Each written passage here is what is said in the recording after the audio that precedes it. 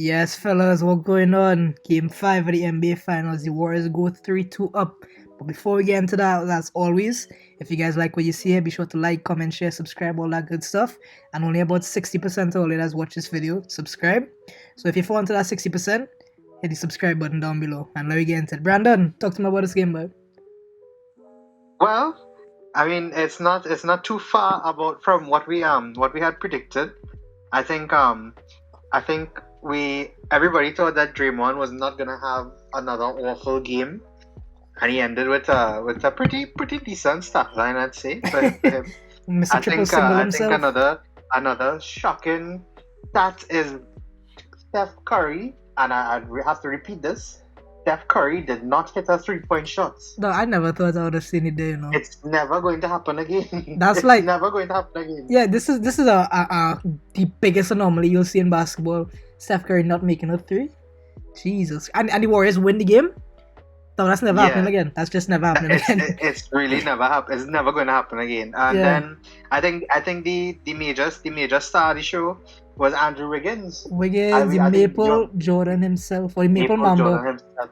I think you and I both thought that Jordan Poole was going to have a really good game, but I didn't think that Andrew Wiggins could have bettered his performance from the last game. But even though he didn't have better stats per se, I know he scored more points, but I think he had a better game this game. I think he had an overall better game. Like, his defense was incredible. I thought he was great, and I think he was a major key to why the Warriors won this game. Exactly. Yeah. What were your thoughts, Shiv? Steph Curry single-handedly won the last game for them. I say single-handedly. He had Andrew Wiggins running with him in that game. But this game he struggled, and the rest of the team say, "Yeah, no, we got you, dog." And that's good to see because basically everybody else stepped up, including Draymond, who, like I said, Mr. Triple Single himself, he still had a very, very good game despite falling out once again. Yeah. But especially Andrew Wiggins, I'd have to say, was definitely the star of this show. And later on, when we talking about what's gonna happen in Game 6, I'll mention him again. But yeah, he just seems to want it so bad, and that's exactly what you need to get over the finish line when you're at this stage of the season. You know, on the cusp of the championship, one more win you need. It's just come down to who wants it more. And the way Andrew Wiggins has been playing these last two games, he wants it the most out of everybody. So, yeah, I think Wiggins, exceptional performance again. Draymond Green, I was very pleased with with him on the offensive side. He was a little bit more aggressive, and he was making some of the shots, which is good. And his passing was exceptional. He had 6 assists, and exceptional stuff from Draymond. And on the flip side, Jason Tatum again. Actually, nah, I can't really slay the guy. He shot 50% from the field, which I think is probably the first time in the series, if I'm not mistaken. Mm-hmm. Yeah, but he wasn't great in the fourth quarter, though. Now, yeah, I was about to bring that up. His fourth quarter struggles continue again. He had 2 really bad air balls, and I think he hit 1-3 in the to close out in the fourth quarter. But just not good stuff overall. And you have to kind of say that from the Celtics overall because Jaylen Brown had his worst game of the finals by far. That's nasty.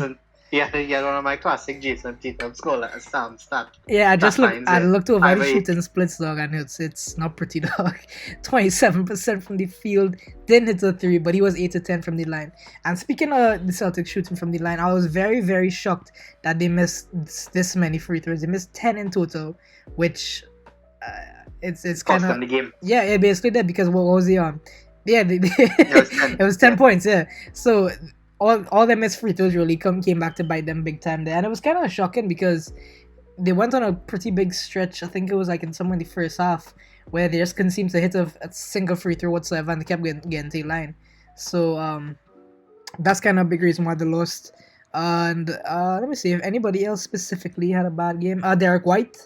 Yeah, it seems as though the post-fatherhood sprint he got has finally worn off, and he only finished with 1 point. He didn't even play good defense, just kind of doing some cardio. They 1 rebound, 3 assists.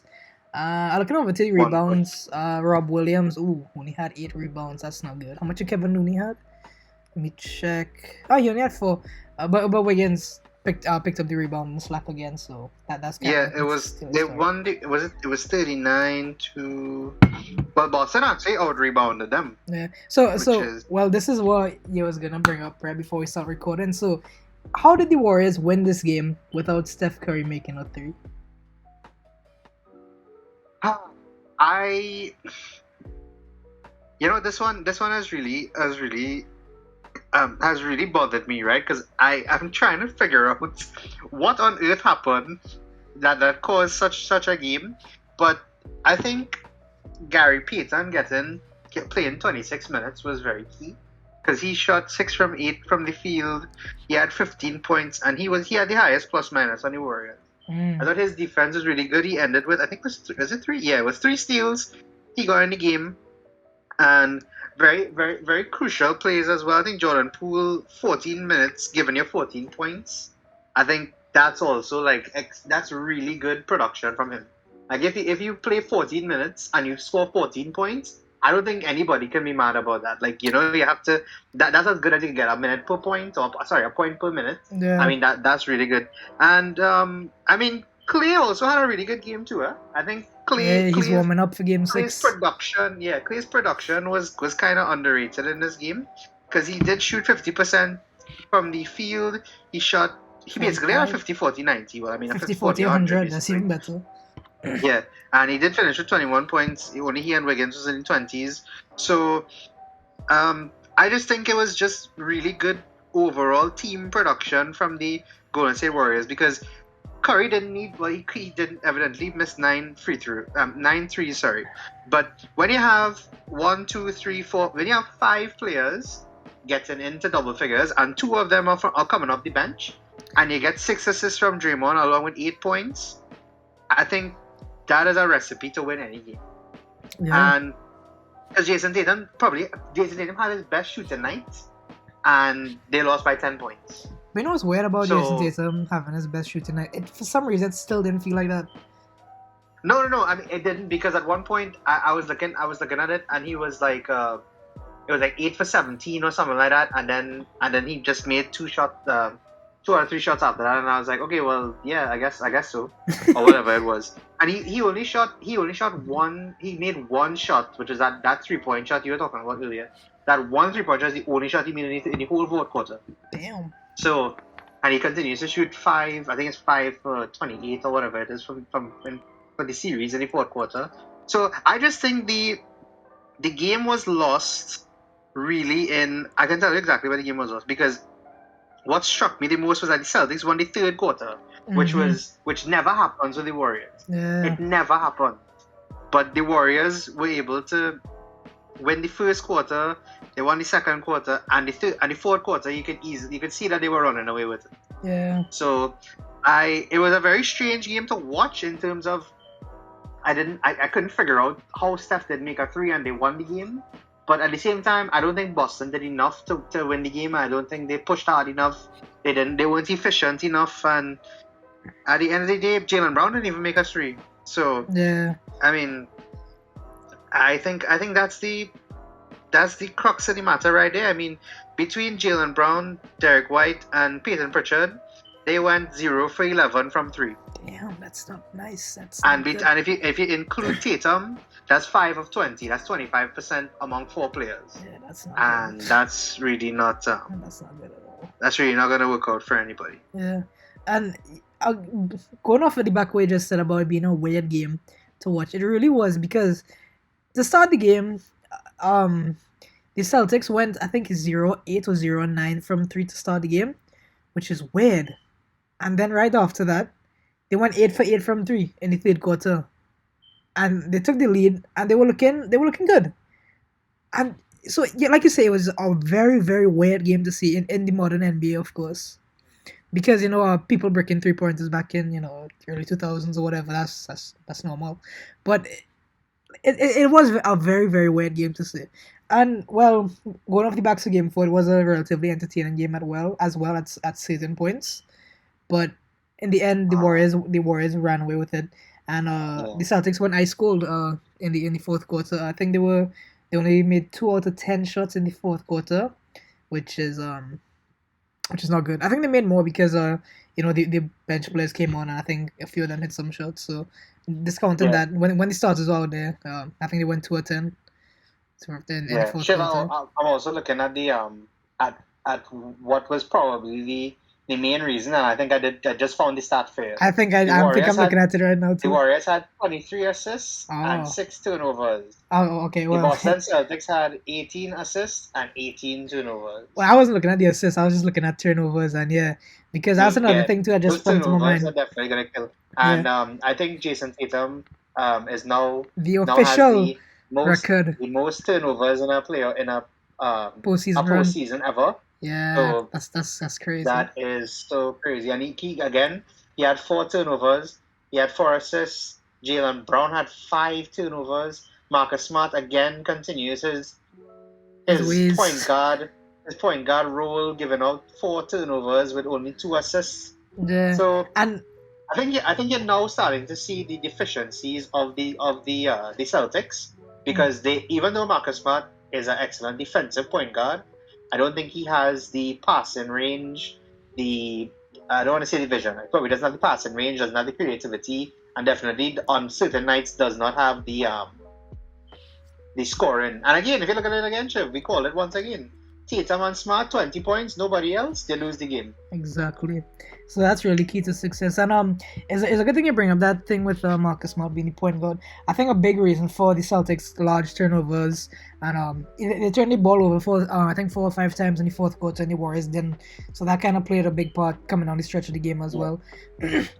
But yeah, going back to what I was saying, I think some of the reasons for the Celtics offense being so atrocious at points is because they don't have a true point guard. Like, yes, you say Marcus Smart is the point guard for your team, but he isn't a traditional point guard in a sense. No, he isn't like any mold of like a Rondo or like a what am I thinking of here? But like a LeBron, if you want to count LeBron as a point Chris guard. Paul. Oh yeah, Chris, that's the guy, right? So like they don't have that traditional point guard in that essence. So there's nobody out because they say the point guard is the one who runs all the plays. And he is the coach on the floor for the team. And when you don't have that, it's just kind of like somebody has to do something. Tatum hit a shot, Jalen Brown hits a tough shot, and that's kind of what the Celtics offense has been. And you can see that starting to break down at this point in the season where you need it the most. So I don't even know how you fix that because, like I said, there isn't a natural point guard on the Celtics roster, and Jason Tatum isn't a ball handler, as you can see by his record-breaking turnover postseason run. So who do you put the ball? Who is the guy that gets the ball in their hand for the Celtics? I can tell you. Yeah, I think now. Well, I don't want to jump the gun, but even if the Celtics were to win, I think they definitely would need to get us a very solid point guard next season.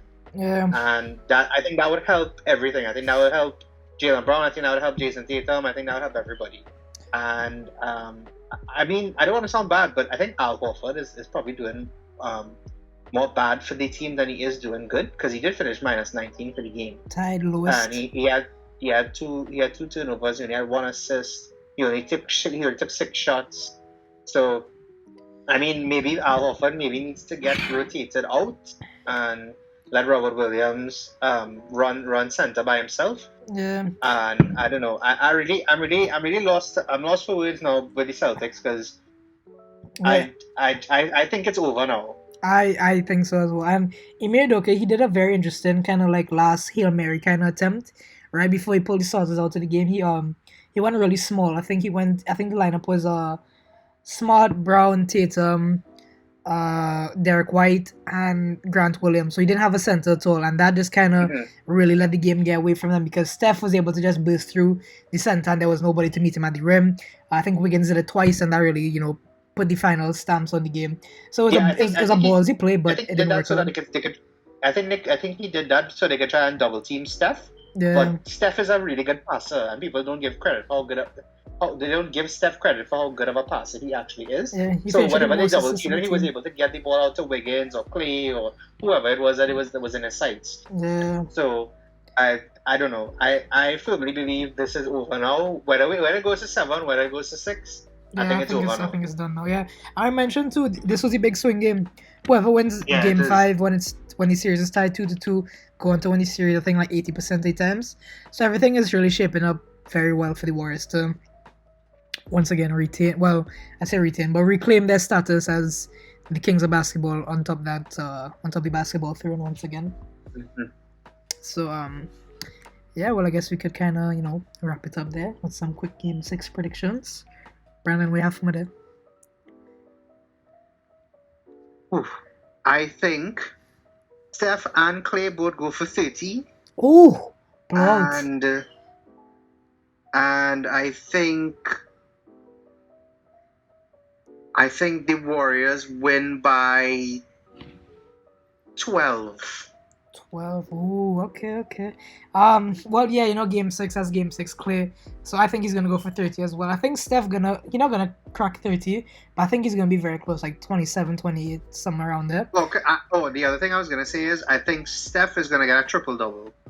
A triple-double on his Westbrook vibes. A 30-point triple-double. I can't see him grabbing 10 rebounds, especially if Time Lord and Looney and them gonna be down. I can't see him getting 10 rebounds, for being very honest. Yeah, I think, and the only reason I say that is because I think that this is gonna be the game where Boston is. I think Boston is gonna go approach this game the way they approached the Game 7 versus Milwaukee, where they tried to make they just shut them out of the building. Mm-hmm. So I feel they're gonna go with that approach, and I feel like with all these shots they're gonna accumulate, I think Steph is gonna be the one to grab it down. So Steph did have 10 rebounds in the last game.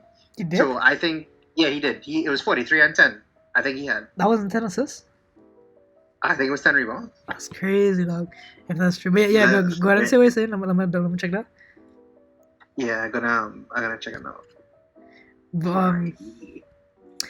Yeah. 43 and 43 10 rebounds for assists. That's mad. I didn't even clock that. Yeah. So yeah, hey, that could very very well be possible. Steph getting a closeout triple double, because last year when there was a closeout situation, Giannis went for 50. I don't think anybody's gonna do that again. But no, I don't think so. Yeah. I think Clay's gonna be the guy to close the show for the Warriors come Thursday. With Steph, like I said, hitting about 27, 28, somewhere around there. Wiggins again, who like I said just seems to want it the most out of everybody in the finals right now. I think he's gonna have like a close 20 points, 15 rebounds around that kind of game, like he had similar what he had to tonight. And I think Jordan Poole gonna do give some efficient points off the bench once again. I say efficient points, but like what I mean now. Good points anytime he's given. And I think the Warriors are gonna be able to close it out in 6. The final surprising one, I think Draymond is gonna get double figures. Oh, that might be more shocking than Steph missing a 3, Yeah, it might. It might. That might be more shocking than Steph getting a 3. I think we mentioned this too last time. I think at this point for the Celtics, you need the best guys just to empty the clip. Tatum, he has been having a very inefficient final so far. That doesn't matter at this point. Just empty the clip. Give him the shots. Let him make it, because he and Jaylen Brown can make very difficult shots. No matter if you put great defense on them, they just sometimes hit those difficult shots. So let Tatum and Brown give them the most shots. Let them empty the clip at this point, because it's now or never for the Celtics. So I think that's kind of the game plan. And also, hopefully, if you're the Celtics, fingers crossed, your shooters start off the game hot. But I don't think there's any stopping this Warriors team right now. No, I think they're in such a position right now. I even saw Steph on the bench talking to the coaches, and he said one more, and I think he's already thinking about the next game. So that's why that's exactly what you want to see from your superstar player. You had a bad shoot tonight, whatever, you won the game, whatever, that doesn't matter. You go again and you get that 4th win. That's what matters right now. Yeah, we're gonna have this series.